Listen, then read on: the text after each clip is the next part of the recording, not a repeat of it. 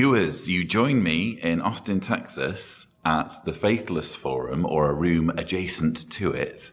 I am delighted to be joined by Seth Andrews. Good to be here, my friend. Legend. Whatever. Atheist activism. It's weird, because we talk all the time, like remotely, like how many Skype or Zoom calls or whatever we had. But like you exist in nature. You're a three-dimensional flesh and blood person. It's weird. We've been in touch for so long, and this is the first time we've actually met in person. Yeah. And he doesn't disappoint. They say, never meet your heroes. Whatever. And so it's been a good day. I mean, I think everybody's shredded. My voice is shredded. I know I probably have those dark circles that come after a wonderful but exhausting day. But I think you see there's a relief in people after all this isolation. How many conferences got canceled last year, right? How many events did we want to go to, but we weren't ready to do it because of COVID and vaccinations, and even now it's like learning to walk again. Do I hug you? Is it a handshake? Do we fist bump? Do we air kiss? Yeah. What do you do, right? I didn't know it was going to be that sort of interview, but okay. No, I wasn't talking about you, Lloyd. Okay. But it's so what's happened, I should just explain. The forum has had very heavy COVID precautions. So we're all we've all presented proof of vaccinations, and we've all shown our PCR tests and what have you. So there's a bit of peace of mind there, and a little bit of a return to normality. Of course, this sort of event, you're used to it. This is the first time I've attended an event on this scale. It's been slightly triggering Friday, Saturday, Sunday, because that's how the Jehovah's Witness conventions are oriented. But you're kind of used to this. You're a veteran of this sort of event. Do you think they have a value in terms of atheism and helping bring people together? This is an unusual event because it is so focused on YouTube content creators, which sets it off. And I think all conferences have their own temperature. They have their own vibe, their own focus, mission statement, whatever. And I think, of course, I think it's totally really something to be able to bring YouTube content creators. There's a tremendous sense of goodwill. People are giving each other a signal boost, Oh, I love your work. Come on my show. Oh, I love your work. Come on my show. And everybody's got their own slant. Some people take on they're ex-Jehovah's Witnesses or ex-Mormons. I met an ex-Scientologist. We've got people who have come out of the Baptist Church, the Assembly of God Church. We've got lifelong atheists. We've got people who deal with religious issues. They are philosophers. Islam was represented. Yeah, we had an ex-Muslim. Zara Kay it was one of many here. I just think it is pretty amazing to see these people all come together with their respective voices and blend them together. I'd like a blended voice smoothie of Seth Andrews' voice with maybe like strawberries or something. Just stop. You and I both have that deep voice thing. Yours being deeper than mine. And there's another guy named Neil who was on stage, and he's got this huge voice. And I told him, I'm like, if you told me to build an ark, if you said, Seth, build an ark, I would probably build the ark. I would hear that and obey. Yeah, it's like the voice in Dune, isn't it? You just you can't resist but follow it. You must do it. So atheists, they don't need to organize, though, do they? Once you've realized that God isn't real, or there's no good reason to join any particular religion, you can just, go into a corner and think your own happy thoughts. You don't need to mobilize and go to events and that sort of thing, do you? I left one church. I'm not going to join the religion of atheism. I've heard those types of things. You're going to atheist church. I've heard that one. It just irritates me because on a number of levels. First of all, humans are communal creatures. We are creatures wired for gathering, for living and sharing life together. And by saying that I'm not going to get together with my fellow human beings because it's religious, just surrender to religion something that human beings do naturally, right? Church doesn't own community. It does it really well. This idea that, we can't gather to what? Connect as human beings, to make friends, to share common interests, pursue common goals. That's crazy.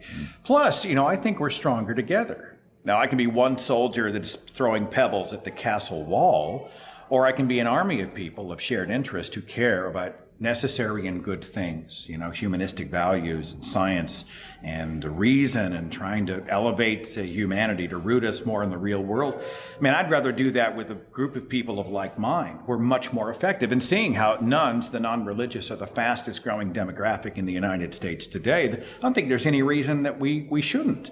And putting religion to one side and just viewing the world sort of on a political level, looking back on the last few years when there's been such intense polarization and the proliferation of wrong information requiring the application of critical thinking, do you think there's a utility in events like this in helping us mobilize against any bad ideas? And it's not, you're right. I mean, we are in a conspiracy climate.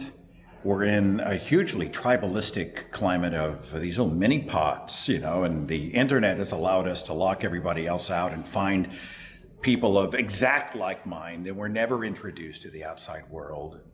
And, I think a lot of what the conference has been about, which I appreciate, has been about seeing our ideological opponents in 3 dimensions, and about finding approaches where we're not just throwing sledgehammers their direction, but trying to understand how they got there, to engage in meaningful dialogue so that perhaps we can help them deprogram and, share humanity on this planet.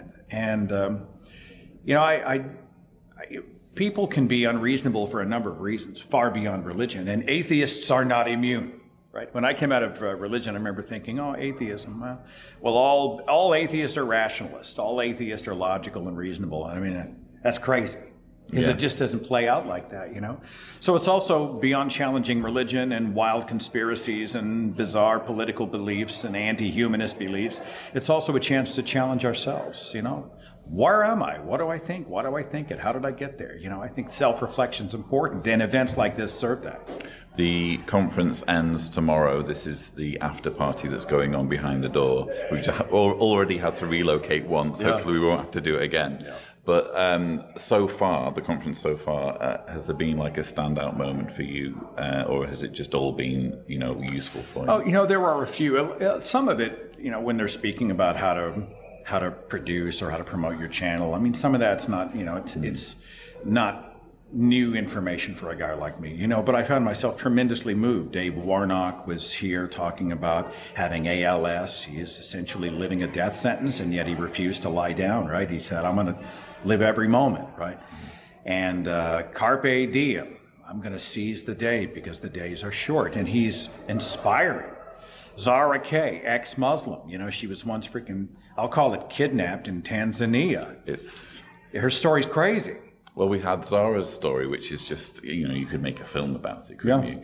And you also had Owen's story, Telltale, and him basically being hounded from his state and having to move to a different part of the country. Yeah. So it's been fascinating to see actual testimony of the harm that religion's doing in the form of the speakers. Why can't you just let people believe what they want to believe? It's it's a beautiful sentiment on its surface until you go under the surface and you realize that beliefs translate into actions. What we do, how we do it, how children are programmed, we tell them what to think instead of teaching them how to think. And it infects the political process. It infects science education. It causes people to distrust the vaccines that may save their lives, et cetera, et cetera, et cetera. And, just seeing people who are taking a stand for the scientific community alone has been hugely encouraging and refreshing. I live in Oklahoma. We're not a pro-science state. We are not a pro-science state. So being around people who are just, really waving the banner of science this weekend, that alone was worth the trip, man. Yeah. On the one hand, I want to continue for many more hours just to see how close to breaking point we can take your voice, just as like an experiment for YouTube. It's about to go, yeah. But I realize that that's probably not a good idea, but I really do appreciate you sharing your thoughts, and it's been fascinating to be able to finally meet you in person and other creators as well.